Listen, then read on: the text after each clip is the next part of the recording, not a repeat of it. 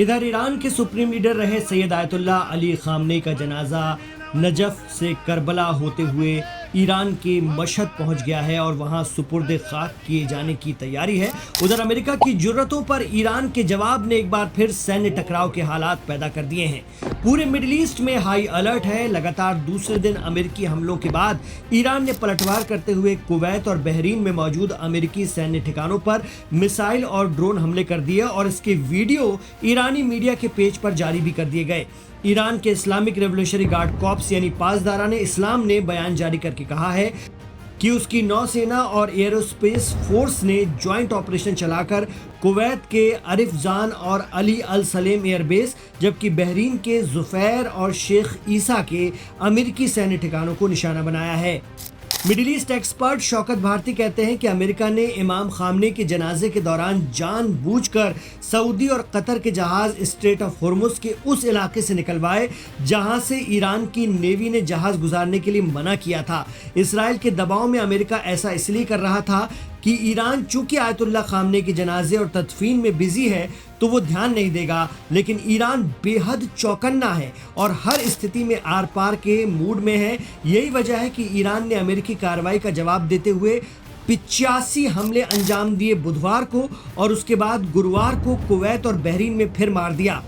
इमाम खामनेई के जनाजे के बीच IRGC ने चेतावनी दी है कि अगर अमेरिका ने आगे भी सैन्य कार्रवाई जारी रखी तो पूरे पश्चिम एशिया में मौजूद अन्य अमेरिकी सैन्य ठिकानों को भी निशाना बनाया जाएगा। अमेरिका ने इससे पहले लगातार दूसरे दिन बंदर अब्बास, चाबहार, जास्क और अबू मूसा द्वीप जो कि ईरान के हिस्से हैं उनके कई रणनीतिक ठिकानों पर हमले किए।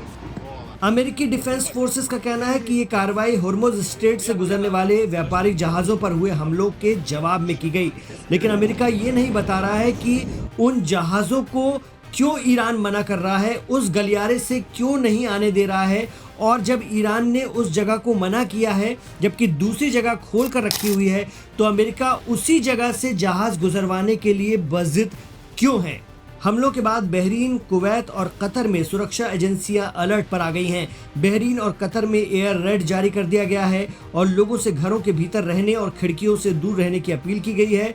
कुछ समय बाद कतर ने खतरा टलने की जानकारी दी। वहीं कुवैत के डिफेंस मिनिस्ट्री ने दावा किया है कि उसके एयर डिफेंस सिस्टम ने कई ड्रोन और मिसाइलों को बीच रास्ते में ही मार गिराया, लेकिन जो वीडियोस ईरान की तरफ से जारी किए गए हैं उसमें दिख रहा है कि लक्ष्य पर उसका निशाना पहुंचा है। ईरान का साफ कहना है कि वो अपनी शर्तों से एक कदम भी पीछे नहीं हटेगा। अगर हॉर्मुज पर जबरदस्ती होगी तो जवाब मिलेगा। ईरान में आवाम भी जंग को लेकर एकदम क्लियर है। वहां इमाम खामनेई के जनाजे में कत्ल के बदले के नारे लग रहे हैं। भले ही ईरान अमेरिका में बातचीत जारी है, लेकिन किसी भी शरारत, साजिश और गुस्ताखी के जवाब की पूरी तैयारी भी है और ईरान हर स्थिति में अलर्ट नजर आ रहा है। बड़ा सवाल यह है कि क्या जंग बढ़ेगी या फिर चीजें शक्ति संतुलन के बाद बदल जाएंगी, लेकिन इसराइल का कोई भी एक्शन उसके लिए मुसीबत बन सकता है।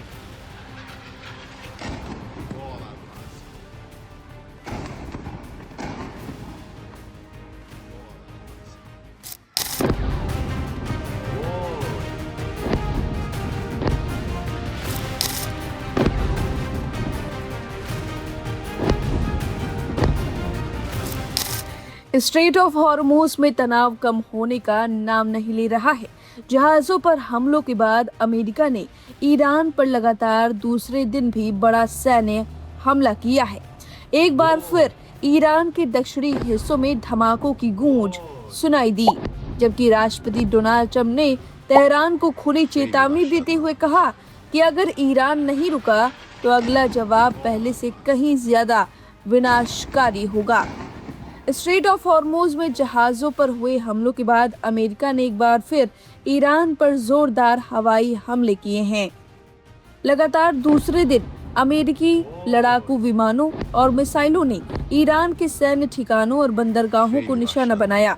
इन हमलों के बाद दक्षिणी ईरान के रणनीतिक शहर बंदर अब्बास और सिरीक में फिर से कई धमाकों की आवाजें सुनाई दी।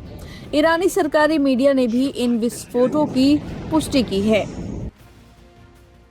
अमेरिकी सेंट्रल कमांड ने कहा कि राष्ट्रपति डोनाल्ड ट्रंप के निर्देश पर यह कार्रवाई स्ट्रेट ऑफ हॉर्मुज में जहाज़ों की आवाजाही की सुरक्षा सुनिश्चित करने और ईरान की हमले की क्षमता को खत्म करने के लिए की गई है। अमेरिका ने साफ कहा कि अंतर्राष्ट्रीय जल मार्ग में व्यापारिक जहाज़ों पर हुए हमलों के लिए वह सीधे तौर पर ईरान को जिम्मेदार मानता है। इसी बीच राष्ट्रपति डोनाल्ड ट्रंप ने अपने social media platform truth social पर ईरान को सख्त चेतावनी दी। डोनाल्ड ट्रंप ने लिखा, यह हमला जहाज़ों पर हुए हमले का जवाब है और अगर ईरान ने अपनी हरकतें नहीं रोकी तो इसका अंजाम बेहद गंभीर होगा। इससे पहले भी डोनाल्ड ट्रंप ने संकेत दिया था कि अमेरिका दोबारा हमला कर सकता है। अब दूसरे दिन की बमबारी के बाद उन्होंने फिर कहा है कि अगर ईरान पीछे नहीं हटा तो अमेरिका उसके अहम बिजली संयंत्रों, पानी साफ करने वाले प्लांटों और तेल उत्पादन के सबसे बड़े केंद्र खार द्वीप को भी निशाना बना सकता है और या उस पर कब्जा करने जैसी कार्रवाई कर सकता है। लगातार दूसरे दिन हुए इन हमलों ने साफ कर दिया कि स्ट्रेट ऑफ हॉर्मुज का संकट और गहराता जा रहा है। दुनिया की नजरें अब इस बात पर टिकी हैं कि क्या ईरान इसका जवाब देगा या फिर हालात किसी बड़े क्षेत्रीय युद्ध की ओर बढ़ेंगे। अब इस खबर पर आपकी जो भी राय है कमेंट करके जरूर बताएं। बने रहिए लाइव हिंदुस्तान के साथ।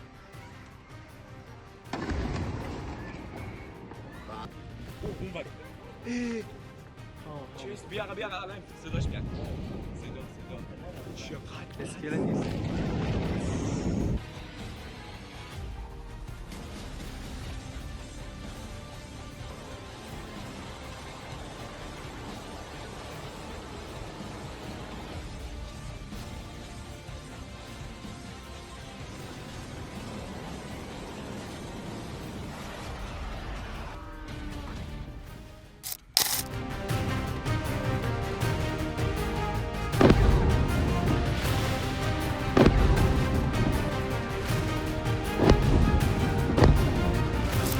ईरान और अमेरिका के बीच एक बार फिर से तनाव तेज हो गया है और युद्ध विराम टूटने की कगार पर पहुंच गया है।